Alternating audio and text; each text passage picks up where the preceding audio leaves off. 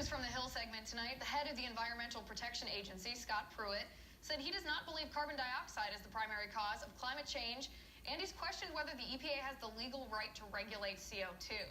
Now, the mainstream media is accusing Pruitt of questioning basic facts about climate change, but it seems like they're the ones getting the science wrong here. Take a look. No, I think that measuring with precision human activity on the climate is something very challenging to do, and there's tremendous disagreement about the degree of impact. So no, I would not agree that it's a primary contributor to the global warming that we see.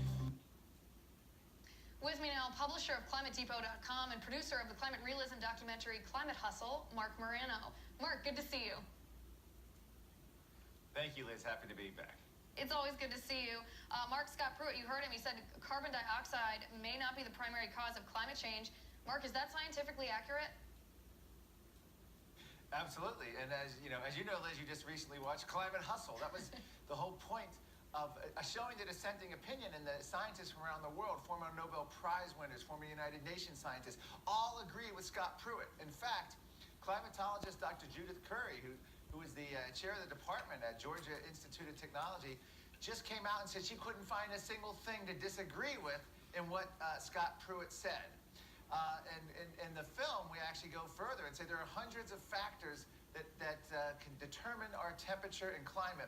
Carbon dioxide is but one of these hundreds of factors, and the idea that we can fiddle at the margins, the human effect, the human input of carbon dioxide is what we termed scientific nonsense. That's what scientists term that. So Scott Pruitt, not only is he scientifically accurate, he's politically courageous, Liz, because I can tell you right now, heads exploded in Washington. One of the first things that happened was the Sierra Club said this was irresponsible. The head of it, Michael Brune, said this is irresponsible and that Scott Pruitt should resign immediately. They were calling for his resignation. Right. I mean, they acted like he was challenged. Right, that he was a proponent of a flat Earth theory or something like that. But Mark, I mean, like you said, I just watched Climate Hustle. I saw this. It makes perfect sense to me. If climate scientists can't answer the question of, without climate laws that we've enacted the past, 10 years or so, how soon would the Earth have become uninhabitable? They can't answer that. But without being able to answer that, how can they possibly know the degree to which we, mankind, has impacted climate change? That, to me, is the core question. But this whole controversy, the whole accusations against Scott Pruitt bring me to two questions. First of all, and you answered this a little bit, what are the causes? What do we, mankind, contribute to climate change? And why do scientists ignore all the other hundreds of factors? Well, and the answer for you is a year, 1988. That was the year the United Nations formed their climate panel.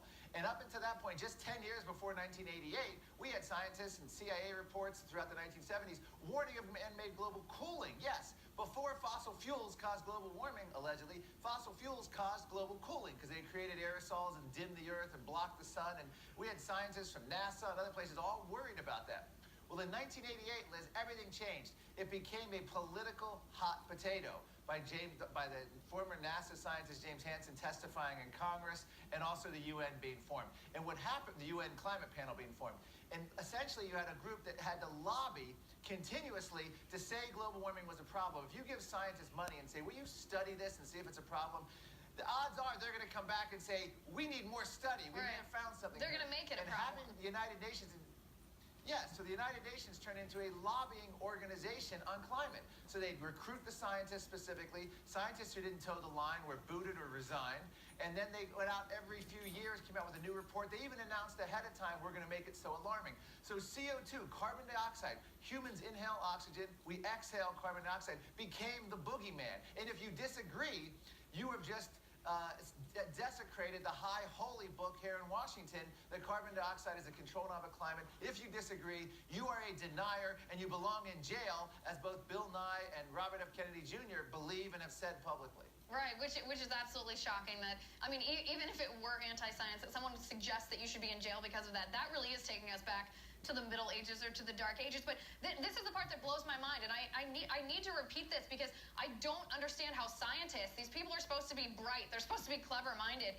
If they can't tell us the degree to which carbon dioxide contributes to global warming, they can't tell us precisely the degree, how can they make a claim that by not doing anything to reduce carbon dioxide, we're making the Earth uninhabitable. We're about to get to the tipping point here that we're not going to be able to fix the problem and we're all going to go extinct.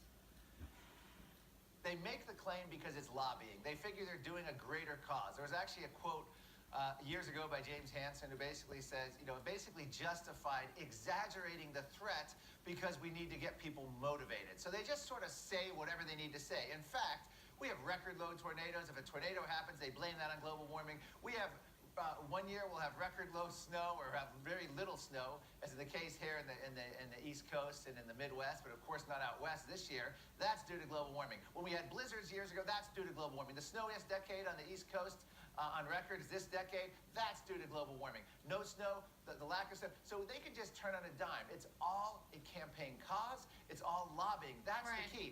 Interestingly enough, Bill Nye just had a debate on television, and he wouldn't answer the question of what percent humans were responsible, but he did say that without human influence on the climate, the temperatures would be where they were about 1850. That was the height of the Little Ice Age, where the New York Harbor had just been frozen over. The Thames River was freezing.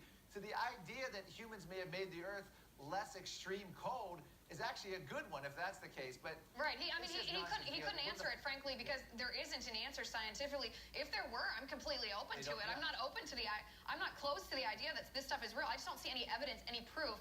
And I believe what they call this type of propaganda, they call it propaganda, they call it fear-mongering, and really, in just everyday English, they call it lying.